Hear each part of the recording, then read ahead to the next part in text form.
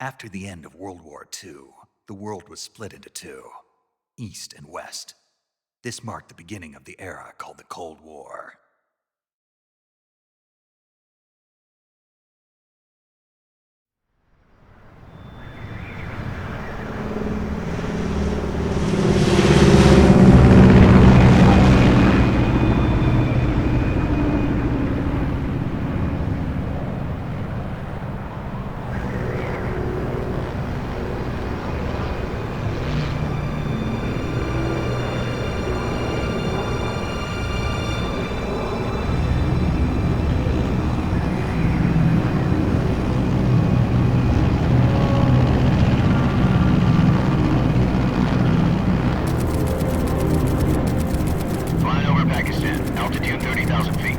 Approaching Soviet airspace.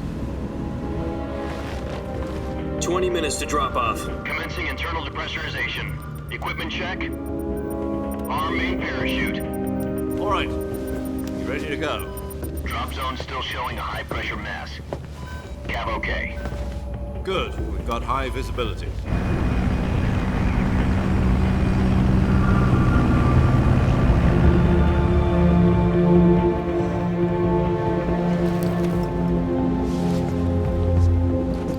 Put out that cigar. Connecting oxygen hose to interior connector. Put on your mask.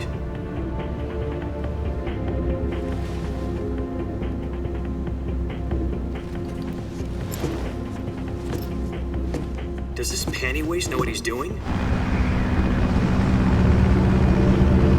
Approaching release point. 10 minutes to drop off. Hey, are you deaf? He said put out the cigar and put on your mask.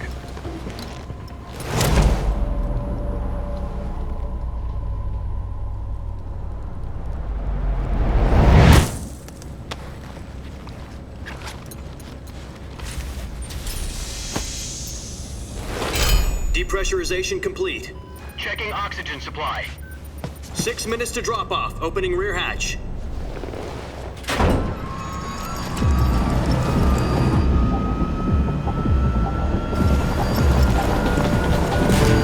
Sunrise.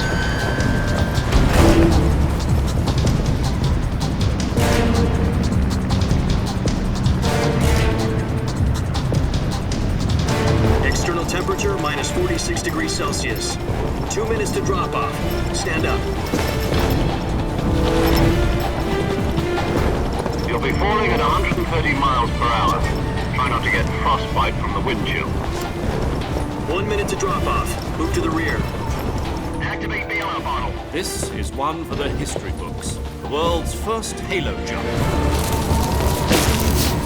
10 seconds to drop off. Stand by. Status okay. All green. Prepare for drop off. Countdown. 5, 4, 3, 2, 1. Spread your wings And fly. God be with you.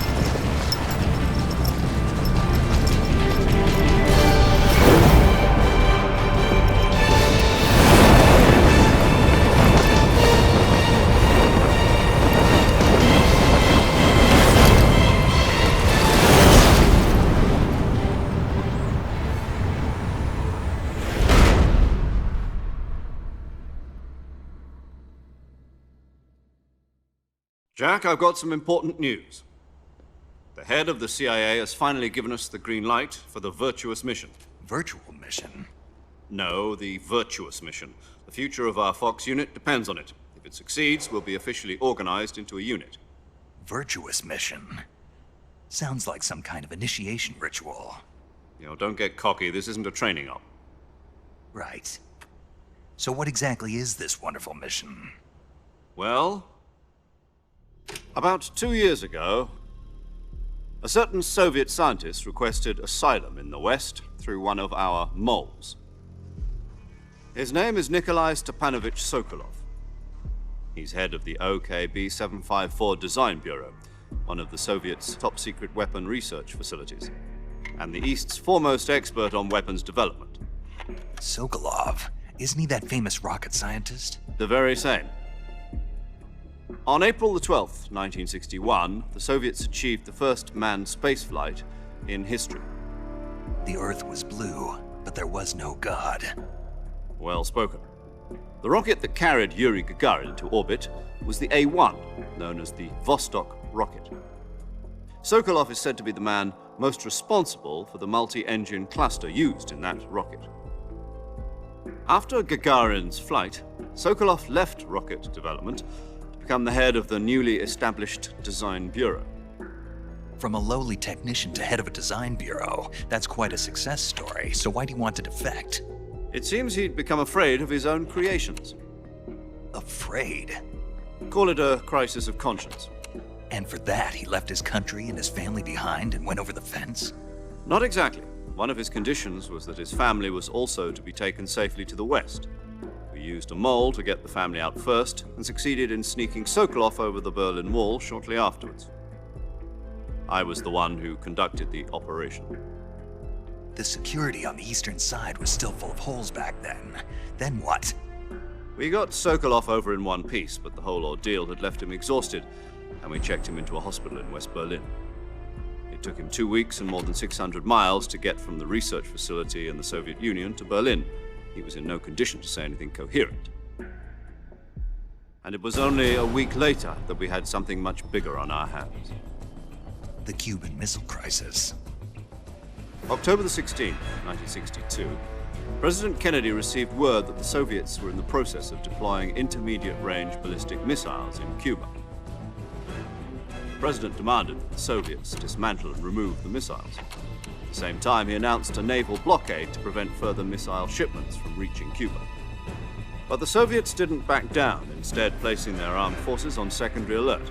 Soviet transport ships carrying missiles continued on course towards Cuba. US and Soviet forces went on alert for an all-out nuclear war. Frantic negotiations were conducted through the UN's Emergency Security Council and unofficial channels to end the hair-trigger standoff. Finally, on October the 28th, the Soviet Union agreed to remove its missiles from Cuba, and so the world avoided a nuclear holocaust.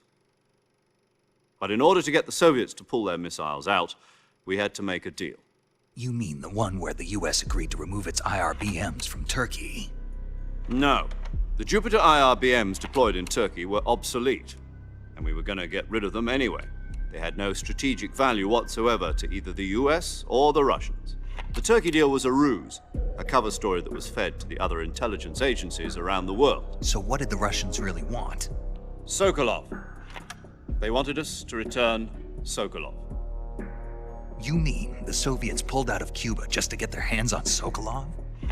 That's right. What the hell was he working on? At the time, we had no idea. We were running out of time. It was either give up Sokolov or risk full-scale nuclear war. In the end, we had no choice. President Kennedy gave in to Khrushchev's demand. The next day, I got Sokolov out of the hospital, handing him over to agents on the eastern side. Sokolov kept on screaming, "Save me," until he disappeared from my sight. Then a month ago, we received some new information from one of our moles. About Sokolov? Yes. He was taken back to the research facility and forced to continue working on the weapon in question under KGB supervision. What's more, it's on the verge of completion. So what kind of weapon is it? Something to do with space rockets? No, missiles. Same technology. I guess you're right. We don't know the details, but it appears to be a new kind of nuclear device. For half a year now, the Soviets have been conducting frequent nuclear tests at Semipalatinsk. Something to do with the weapon, I assume. We're talking about a secret weapon so big that Khrushchev was ready to pull out of Cuba to get it back. Is Sokolov still in the facility? No. According to our intelligence, he's in Selinoyarsk, a place in the mountains about 3 miles to the west that's known as the Virgin Cliffs. The Virgin Cliffs. Nice name for a virtuous mission. They moved him there just recently. Why? Apparently, they're conducting a field test of the weapon, but it's our best chance to get him back. This mission would never have been possible if he was still in the research facility. This is our last chance. Sokolov must have known that too when he contacted us.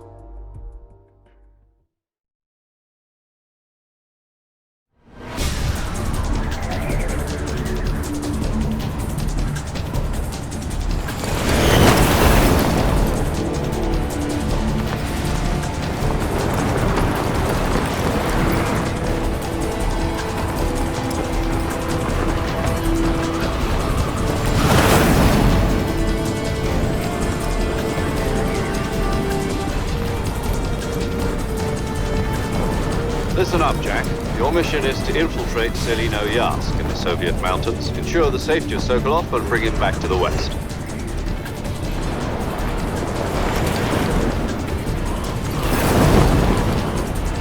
If we don't get Sokolov back before that weapon is complete, we'll be facing a major crisis. The clock is ticking.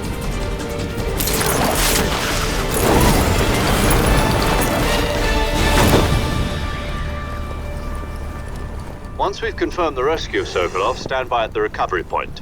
A recovery balloon will be dropped at that point. Helium will be pumped into the balloon to inflate it. The process takes about 20 minutes. Once it's complete, the gunship's arm will latch onto the balloon and pull it up. The Fulton surface-to-air recovery system. I'm familiar with the theory. Take it easy. It's been combat proven. Do you think Sokolov is up to it? The shock will be less than during a parachute jump, and the arm can handle up to 500 pounds.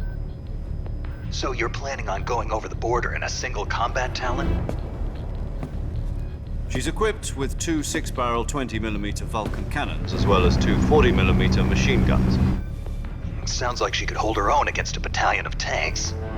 Even with the fuel in the reserve tank, we're facing a 4-hour time limit. If all goes well, it shouldn't take more than a few hours. Home in time for dinner. But if anything goes wrong, you'll be eating dinner, breakfast, and all the rest of your meals in the jungle.